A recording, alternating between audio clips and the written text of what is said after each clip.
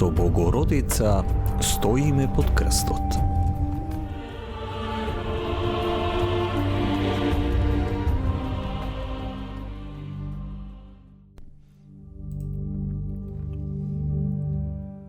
Понизен Божji слуга. И рече Марија: мојата душа го велича Господа и мојот дух се зарадува во Бога, Спасителот мој. Отија погледа смиреноста на слугинката своја, и ете од сега ќе ме ублажуваат сите родови. Додека нашата блажена мајка стоеше под крстот на својот син, дали сите родови ќе го наречат тој момент благословен? Дали била благословена да ја види суровата и брутална смрт на нејзиниот син, како што вели во нејзината пофална песна? Иако нејзиното искуство во подножието на крстот било искуство со исклучителна голема болка, тага и жртва. Но сепак тоа беше и момент на посебен благослов.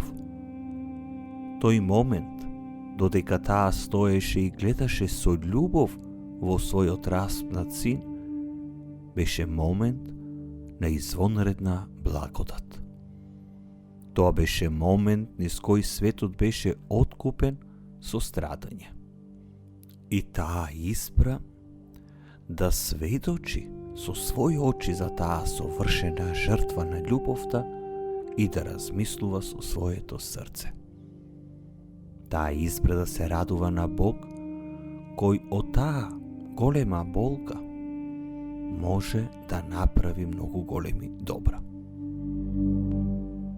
Во нашите собствени животи, кога се соочуваме со борби и страдања, лесно паѓаме во искушение да се препуштаме на болката и очајот. Можеме лесно да ги изгубиме од вид благословите што ни се дадени во животот. Отецот не и наметна болка и страдање на својот син на нашата блажена мајка, туку неговата волја беше тие да влезат во тој момент на големо прогонство. Исус влегол во тој момент за да го преобрази и да го откупи сето страдање. Нашата блажена мајка, таа избра да влезе во тој момент за да биде првиот и најголем сведок на љубовта и силата Божја која живее во нејзиниот син. Отецот исто така секојдневно го повикува секој од нас да се радуваме со нашата блажена мајка и не повикува да застанеме под крстот.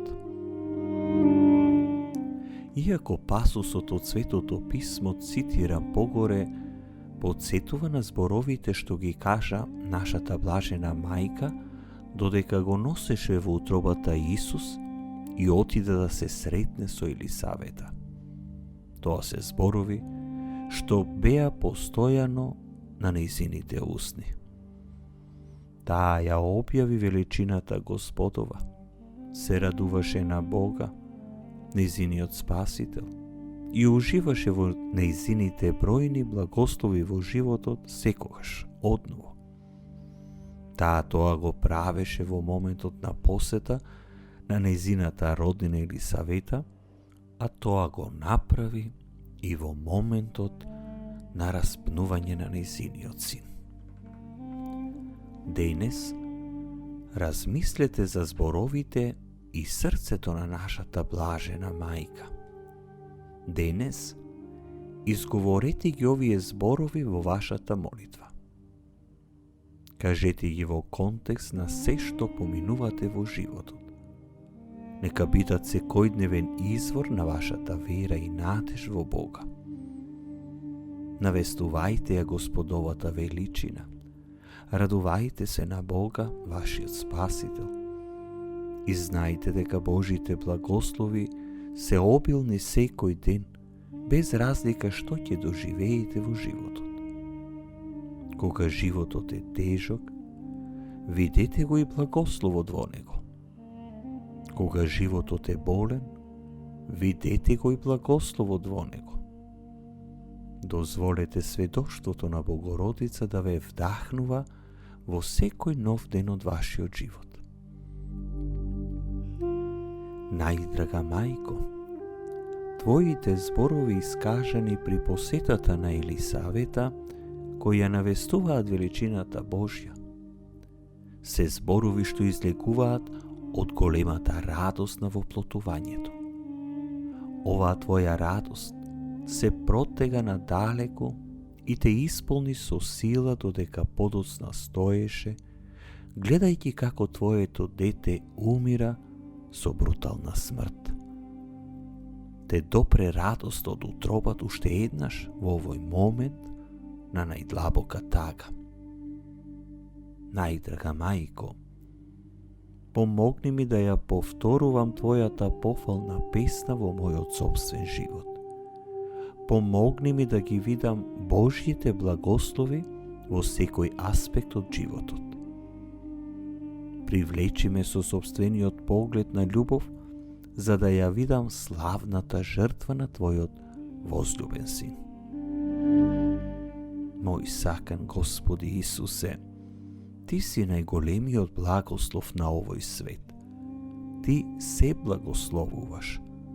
Се што е добро доаѓа од Тебе. Помогни ми секој ден да го упатам погледот во Тебе и да бидам целосно свесен за силата на Твојата жртва на љубов. Дај ми да се радувам на овој дар и секогаш да ја навестувам Твојата величина. Пресвета Богородице, моли се за нас. Исусе, верувам во Тебе.